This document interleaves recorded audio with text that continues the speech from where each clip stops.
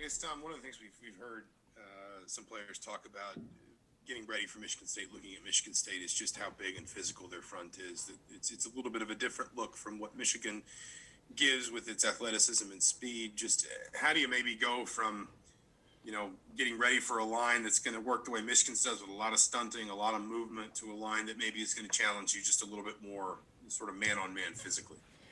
Yeah, there's no question. They do create some different challenges.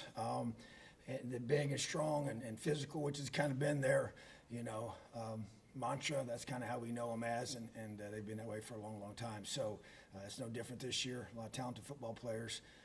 And that to me is, they play to those strengths as well, and the fundamentals that they play with, and the pad level, and the physicality that we've mentioned. So to me, you try to adjust in how you prepare in regards to your look you're going to get each day, and the way that we have our scout teams prepare our both sides of the football with what they're going to do, and to be able to adjust accordingly. And just even schematically, you obviously have a plan based on that as well. So bottom line is, and they got really good skill guys around them too as well. So, but definitely a different style, but very good football team that we know that we're going to have to play our very, very best. All right, John, and then Kevin. I have a question about Reese. Just in terms of the athlete he was in high school. I mean, he was a guy who was making all kinds of plays at quarterback, running around, spinning, throwing the ball, 72% accuracy and all that. He talked about he sat down with you about what position he was going to play, and you said very quickly you wanted to be a cornerback. What did you see just from the athlete he was in high school that made you believe he could be great at that position? And are you starting to see some of that come to fruition right now? Well, first of all, I do think you're starting to see what I saw, and I had some people question me on the whole thought process there. But I will say this: when we talked in recruiting pretty open and honestly, and he wanted to play corner. He saw himself as that was his opportunity for his future. To be able to allow him to play at the highest level moving forward and beyond college. And so, but what I saw was a highly competitive young man that was extremely gifted athletically. His change of direction, his short area quickness was very elite and very special. Even to this day, I mean, he's our quickest guy, in change of direction on the entire team, and which really created a lot of those offensive plays that he was able to do with the ball in his hand as a high school quarterback. And as you mentioned, I mean, he threw the ball accurately. He wasn't just a guy back there running around and running the ball a bunch, but he was a true quarterback, And so, but the bottom line is that I just kind of always saw him as that too. And we talked, and I knew, I wanted him to want that. You can't. Kind of like with Stevie, when he came here, he wanted to play running back, so that's where we started him. But so bottom line is, you just, when you recruit guys, when you recruit high school athletes, a lot of quarterbacks, they're really often the best player on the team, and so it's the guy that's got the ball in his hand, whether it's a running back or a quarterback in high school, that's oftentimes where those best players are. So you try to recruit, in my mind, as many running backs and quarterbacks as you can. Now, the thing that people don't know, and that you don't always know about maybe a quarterback, would be, how's he going to be able to take the hits? Running backs are obviously a little different. They take those hits every snap pretty much. But as a quarterback, and I think that's the thing that he's just shown. I thought he was a tough kid, and he's proven to be that way. He's a very good tackler, which is probably something that people didn't know he could or couldn't do as a quarterback. That's not something you do in that normal skill set for that side of the ball. But, just good football player, highly competitive. I thought he had the physical structure. I watched him, go watch him work out. Just look at how his body was composed, and to be able to handle good weight and gain good weight, that to me was part of it as well. And then you had the size of his calves. I looked at that, and his lower body, and just be able to have shoulders to be able to put good weight on, and to be able to handle playing corner in the Big Ten. And we play a lot of man, and so we need guys to have that short area quickness and have the ability to be great athletes that can cover in space. And this game is played in space, and you see he's got a chance to make plays with the ball in his hand in the return game. So just so proud of him. And he's battled some injuries, a lot last year, and kind of got him off to a slow start. But I think as the year ended, you started seeing him show up and really play the way I thought he could, and it's really showing up now. So I just think that bottom line is, like we always say, it's about finding guys that fit with you and then you get him on the football team, you get him on the bus, and then you figure out which seat to put him in. But I just really felt like he had the chance to be an elite, elite corner in the Big Ten. All right, Kevin and Tom.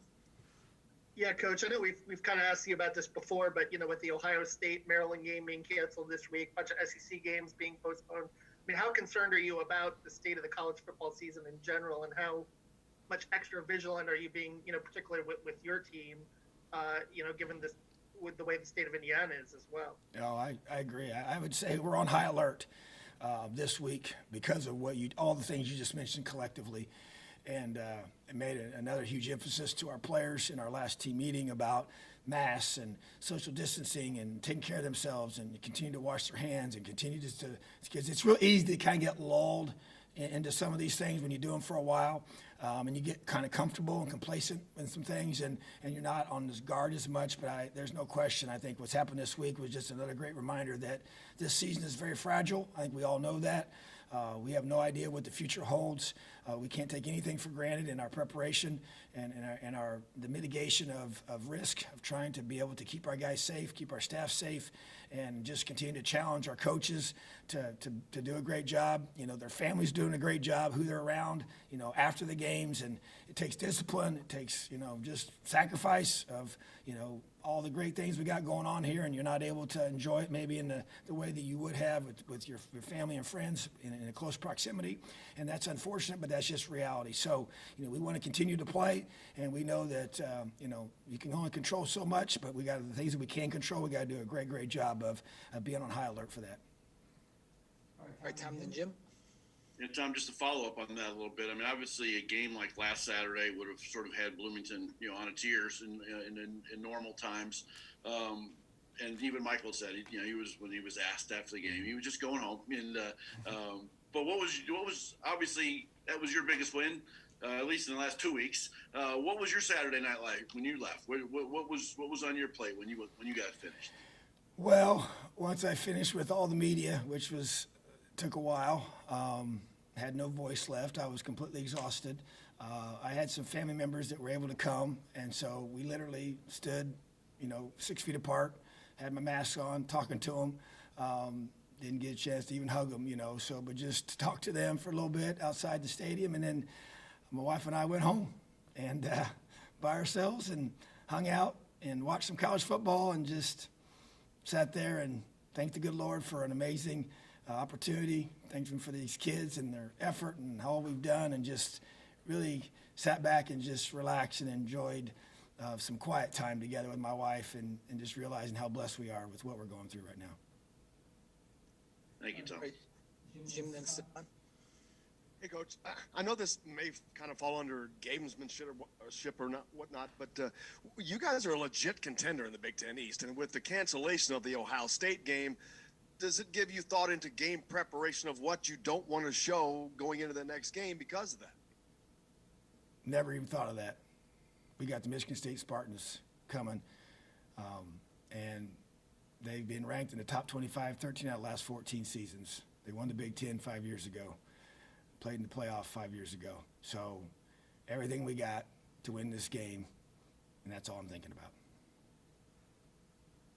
All right, Stefan.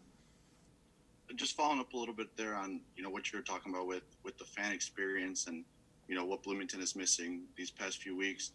Talking to some season ticket holders, there's a little worry that the chance to storm the field and stuff like that will go away next season. What would be your message, I guess, to them in terms of keeping that optimism that this isn't just a fluke here, this is something you guys are trying to build consistently? Well, I think from the beginning, it's always been about what we're building. I've been consistent with that and talking about what we're building, the way we're building it, who we're building it with, trying to build a program. And even last year, didn't want to just have a really good season last year and that be it. We're trying to build a program. And that means, a program that's consistently competing at the highest level in this conference, and the highest level in this country. And to me, that's the goal, and that's the objective. And so I guess what I would say to everyone is that, this year is very unique in the fact of all we're going through with COVID and the lack of having fans here. But I do feel like that when we can have fans here, whenever that may be, I think we're going to pack this place out. I think these fans have been dying for a football team that plays at a high level and competes for championships and wins championships in this conference. And so that's the goal, that's the plan. And to me, stay the course, just like we have to. Display tremendous grit and your perseverance towards supporting this football team and fight along right side of us. And as soon as we can get you here and have you here in that stadium, we'll be doing it together. All right, John? Darren Heller said yesterday he was hopeful that Mike Kadick would be available this week. I guess, do you have similar optimism? And then David Ellis seemed like he went through a warm-up last weekend. Is he pretty close to getting back, do you feel like? Yeah, both have progressed, and they'll both be game time decisions to be able to decide on them playing. But they're both working through their rehab and protocols that we have them to go through, and we'll see what happens on game day. All right, Zach, last one. Yeah, sorry, a little bit an off-the-wall one, but we've asked a lot about Wap and Ty and Peyton down the years. Miles Marshall's a guy that made some plays for you late last year. Obviously, he has a touchdown catch recently. I know that with the expanded eligibility, this may not totally be the case, but he's kind of in the next in line at receiver for a couple years now. He's a starter. I know, again, a lot of people focus on Ty, but just how have you seen him maybe embrace a larger role, more snaps, more responsibilities in the passing game, maybe even if it's on kind of the blocking side of things? Just how have you seen him kind of maybe step into a larger role this year? Yeah, I think he's done a great job.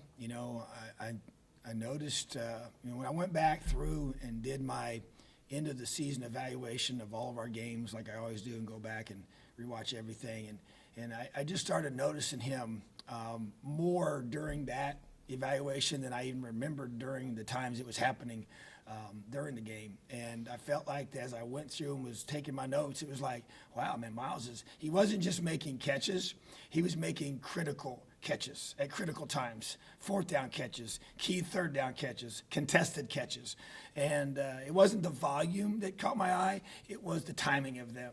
And that just showed me, that's competitive greatness. It's being at your best when it counts the most. And certain guys have that. And that's what showed up last year, especially late in the season.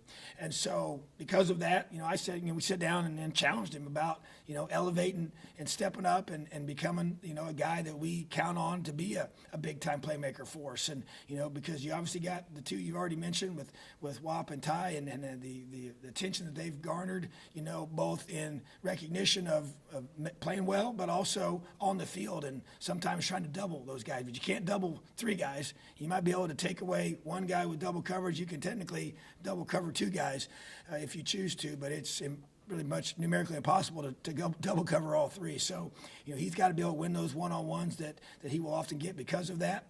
And he's starting to do that. And we need him to do that. And that's why his growth and development is critical. It's definitely there, like you mentioned.